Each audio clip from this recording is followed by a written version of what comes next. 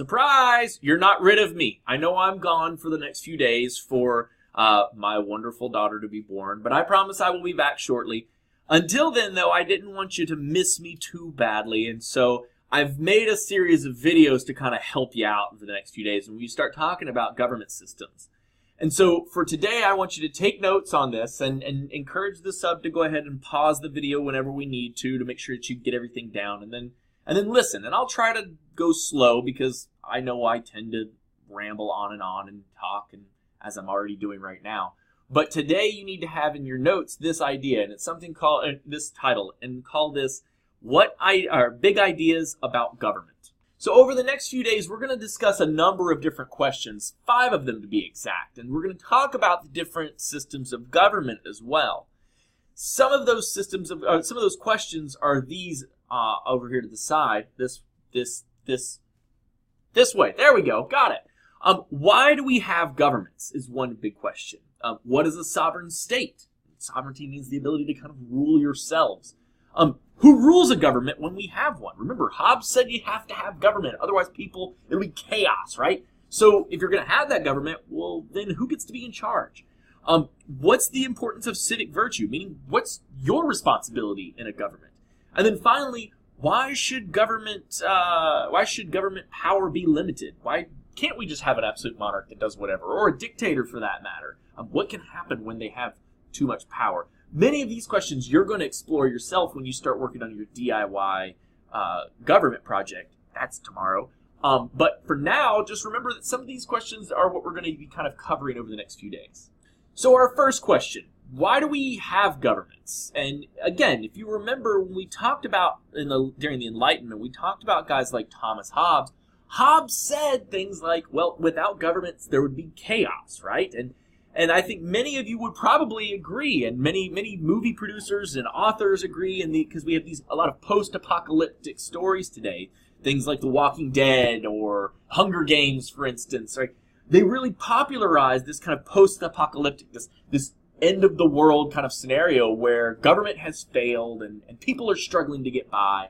And so what would happen if we didn't have that?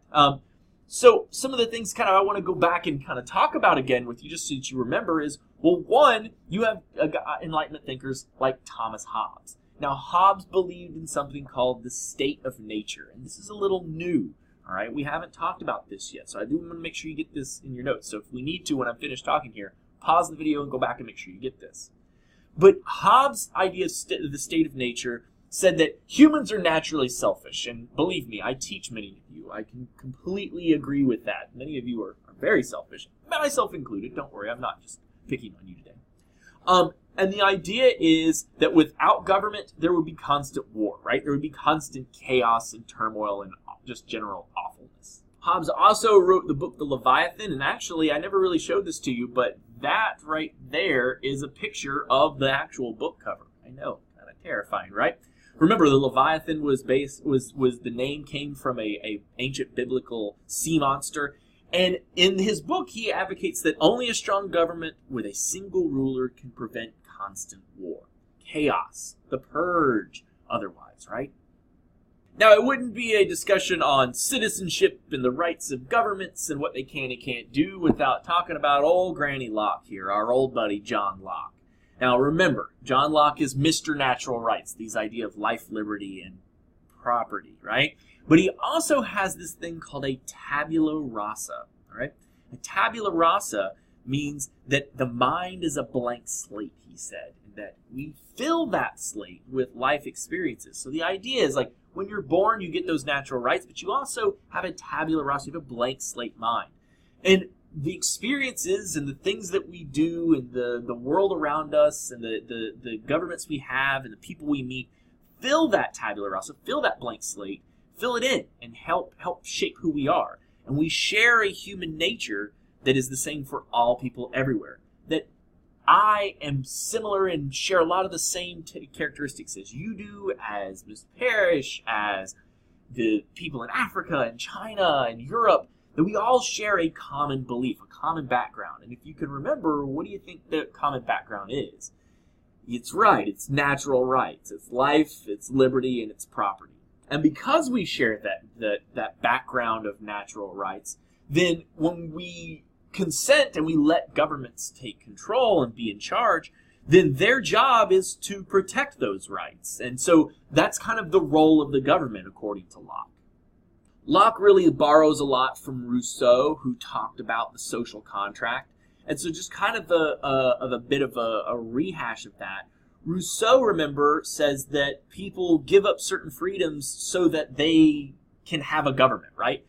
They give up certain things so that they don't have to govern. They don't have to be in charge. They let a king or a queen or a president or even a dictator to some degree do these jobs that they don't want to. They let those people be in charge as long as those people agree to protect your natural rights, to protect those things about you that make you a person, to make sure that that tabula rasa is filled in with only the purest of things and not with, evilness and bigotry by your elected officials. Remember, what's the thing that Locke and Montesquieu are going to Locke and Rousseau are going to talk about the most? They're going to say, if the king or queen or your ruler doesn't give you your natural rights, doesn't protect those as part of that social contract, then they've broken the social contract. And if they've broken that contract, it's like any contract. You're allowed to get out of it. And in this case, in the United States, for instance, if they don't do what you like, you vote them out. But in Locke's time, what he would advocate for is if your elected official or your ruler hasn't done what they are supposed to, they haven't protected those natural rights, you have every right to rise up and overthrow them and kick them out of government, right? And you take control and you take charge and maybe bring somebody else and put somebody else into power. Okay, so that is it. I know, it's kind of short. This was all of like 7 or 8 minutes, which is actually kind of nice. I'm sure you appreciate that today.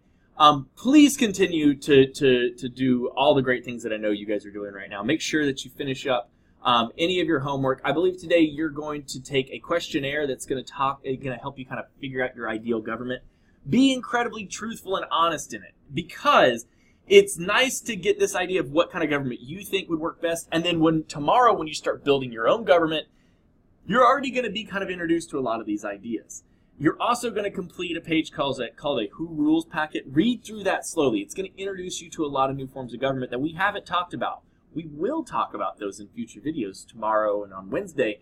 But for now, make sure that you really read through that and understand that, because this is probably one of the more important things we're going to talk about. And I hate that I'm gone this whole time while we're learning about something so important. But please make sure you take the time and effort to make sure you do it right. Okay? If you have any questions, please leave them with the sub. She will get those back to me as soon as possible, and then I will try to answer those for you. Until tomorrow, I will see you later, and don't worry, I will send pictures of the baby soon enough. Have a great rest of your day. Bye, everybody.